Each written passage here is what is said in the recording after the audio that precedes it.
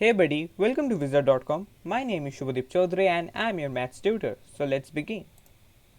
According to the question, the sum of four consecutive numbers is 46 and thus we have to find the numbers. So let the numbers be x, x plus 1, x plus 2 and x plus 3. Now we know that the difference between any two consecutive numbers is 1.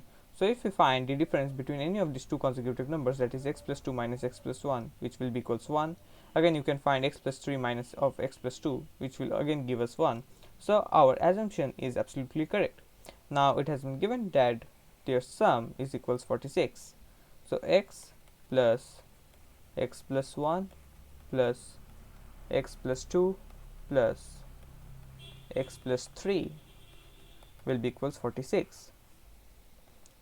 So x plus x plus x plus x will become 4x, and then we have 1 plus 2 plus 3, which is 6, and in the right hand side we have 46.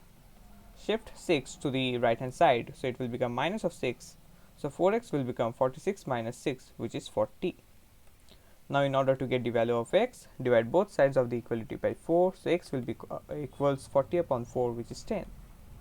Therefore numbers are 10, 10 plus 1, which is 11, 11 plus 1, which is 12, and 13.